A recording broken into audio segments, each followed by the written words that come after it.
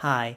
As someone who believes that the days in the creation narrative in Genesis should be understood as literal days as we would understand them today, I want to address one of the common arguments, which is that Genesis 1 through 11 is a certain type of literature that was written in a Near Eastern context and thus should not be understood in a literal way.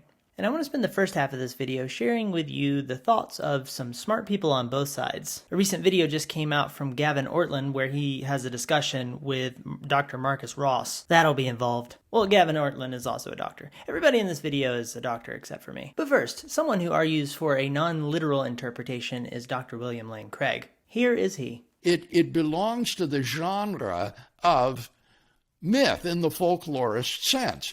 But it is also coupled with these genealogies that structure the primeval history.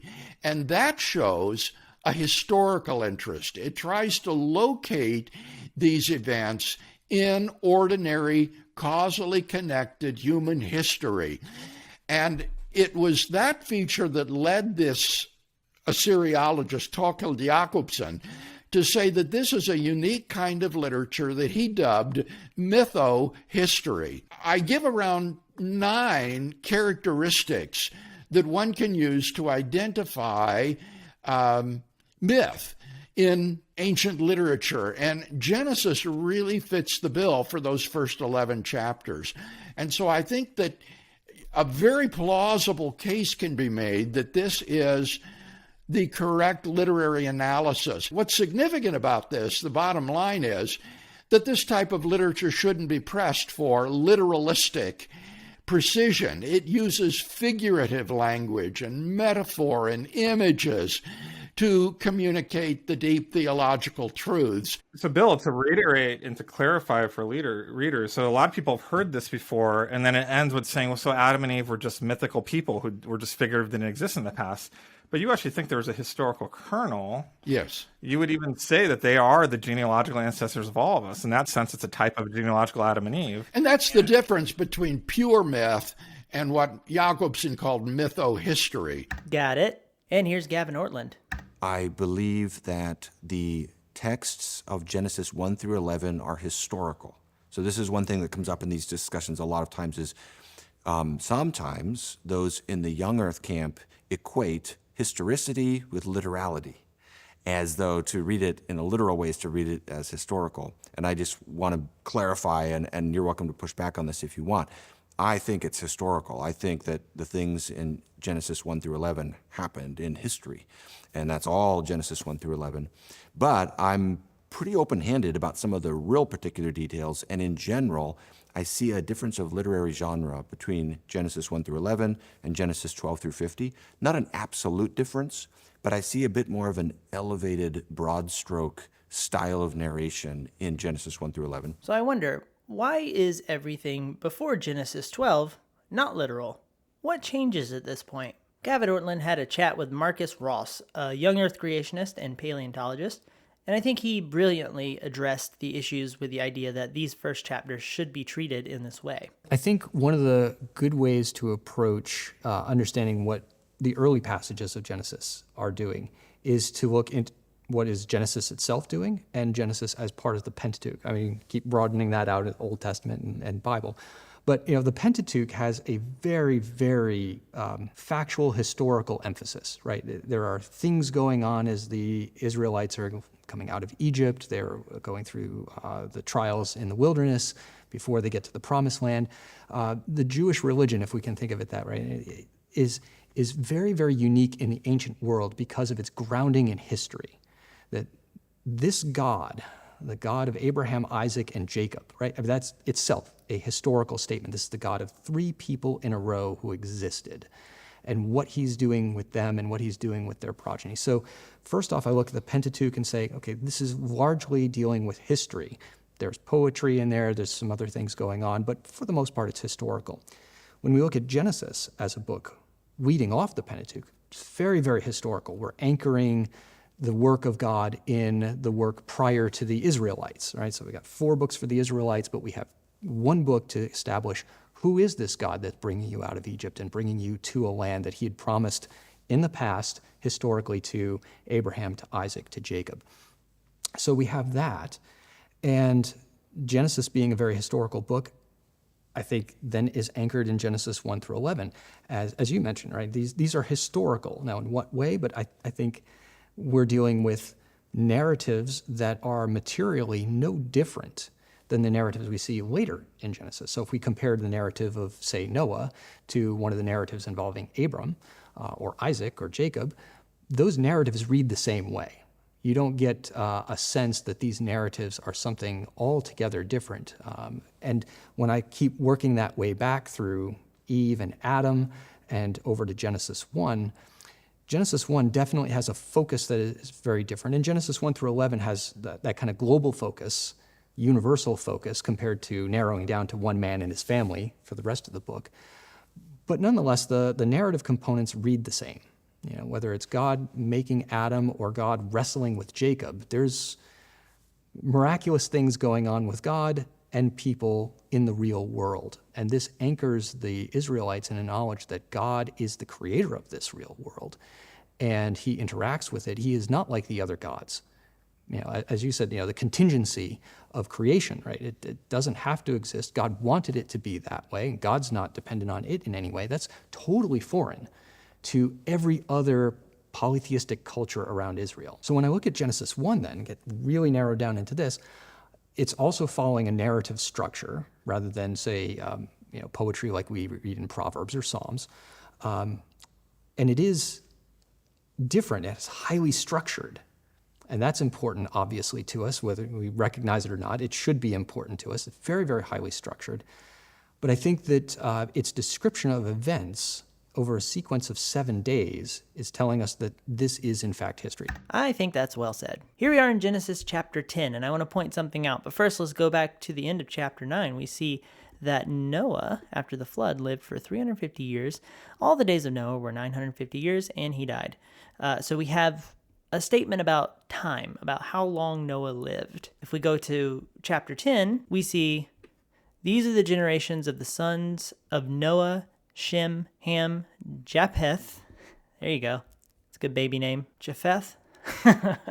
Sons were born to them after the flood. And then as we scroll, we see a genealogy. I think this is very relevant. We're seeing a list of people who lived in a sequential order. And this keeps going. We keep going all the way down to the end of chapter 10. And then when we start chapter 11, we are at the Tower of Babel story. So we have this detailed, historically focused list in chapter 10. And another thing to remember, of course, is that chapters were not originally there. This was a long flow of text. Now, the added chapters and headings that were eventually included break up the stories nicely, but they weren't originally there. So out of the genealogies, we flow into now the whole earth had one language and the same words. So we can understand this as a progression of the end of chapter 10. We have all the Tower of Babel shenanigans, and then we see these are the generations of Shem. And then we have another genealogy. We have names of people, who fathered who, sons and daughters, how long people lived, specific information. And then when we get to Genesis chapter 12, we see the call of Abram. And then starting in 12 verse 1, we see, now the Lord said to Abram, go from your country and your kindred and your father's house to the land that I will show you. And I will make you a great nation, and I will bless you and make your name great so that you will be a blessing. And this is referring to everything that is going to happen to Abram. We see this story carry through as we move on in the Old Testament. And then if we move into chapter 13, we see just a continuation of Abram's story. So I guess my question is, what changed in the story from chapters 10 to 12? Or even going back to chapter 6, where we see the stage set for the flood. Or of course, even going back to chapter 1. Why are we breaking things up in this way? Is this genealogy in chapter 11 not to be taken literally? Is the Tower of Babel story at the beginning of chapter 11 not to be taken literally? Now the whole earth had one language and the same words. Is this mytho-history? Is this metaphor? Are these genealogies in chapter 10 involving the sons of Noah not to be taken literally? What about chapter 9? Regarding the flood in the ark in chapter 6, what are we to understand actually happened here? To what degree did this literally happen? But what about the yoms, one may ask? Here's Marcus Ross on that. The use of the word yom in Hebrew, which we translate day, it's the only word that could mean day, right? So if God is intending to tell us about a day like we experience it, this is the only word that's there. If he wanted to talk about this as a period of time in which he's creating, longer periods of time, there are words in Genesis 1 that are much better options for that. There's times and seasons and days and years, right? So you could have used plurals, you could have used seasons, you could have used years. The Hebrews used the word thousand a whole lot, the way that we contemporarily use million. I got a million things to do today. They'd say, I have 1,000 things to do today, right? It meant whole bunch.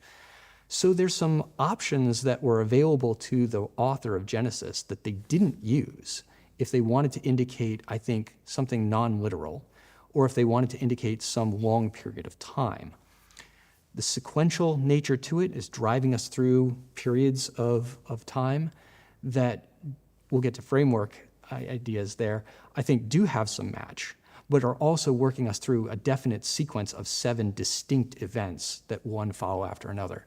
So those are some of the reasons that I would look at Genesis 1, again, starting off with the Pentateuch as historical, Genesis as historical, Genesis 1 through 11 as historical, and moving my way back and then saying, okay, this passage is telling me about the creation of the world, and I think the text indicators are telling me I should be taking these days as ones that I'm accustomed to. Well said again. I like this guy. I'll add to that. To jump back to the genealogy in Genesis 5, we see Adam's descendants to Noah. We have a lot of talk of amounts of years. Adam lived 930 years. When Seth had lived for 105 years, he fathered Enosh, etc. If the days of the creation narrative are non-literal, are these years literal? What spans of time should we consider to be literal? In Genesis 8:3, we're talking about the flood, and it says, at the end of 150 days, the waters had abated, and in the 7th month, on the 17th day of the month, the ark came to rest on the mountains of Ararat. What spans of time are literal here? This 150 days is only chapters away from the days in the creation narrative. Should we understand these differently? In Exodus chapter 20, verse 8, we see a command to remember the Sabbath day and keep it holy. Below it says, 6 days you shall labor and do all your work, but the 7th day is a Sabbath to the Lord your God. Then, in verse 11, is connected to the creation narrative.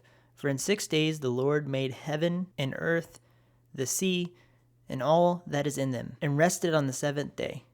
Therefore, the Lord blessed the Sabbath day and made it holy. So here we see the 6 days of creation connected to the 6 days of their present life.